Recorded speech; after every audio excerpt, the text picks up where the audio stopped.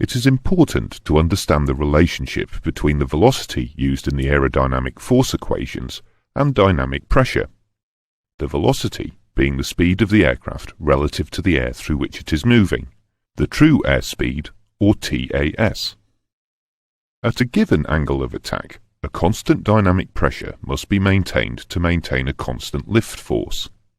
When an aircraft is flying at an altitude where the air density is other than sea level density, the TAS must vary in proportion to the air density change.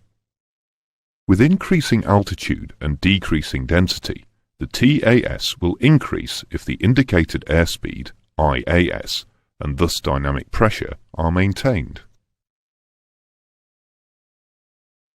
Air density at the time of takeoff and landing can significantly affect aircraft. For example, if air density is low, a longer takeoff run will be needed.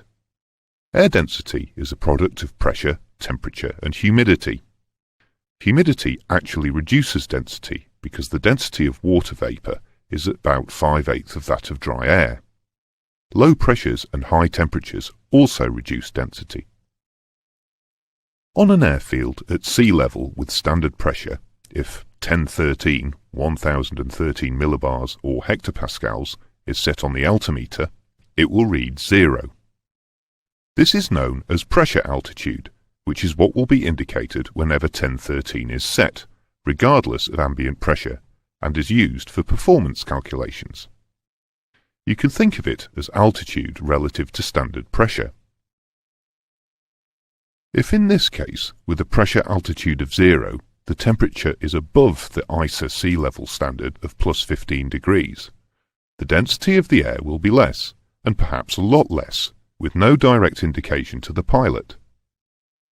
If the temperature is plus 25, it would be 10 degrees above standard, or what is referred to as EASA plus 10.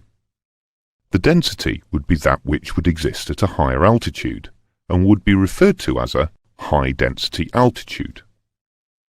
In practical terms, this means that the aircraft would need a higher TAS for a given dynamic pressure, and thence a longer takeoff run to achieve the necessary rotate IAS. To remember what a high-density altitude means, just think of it as high-density altitude.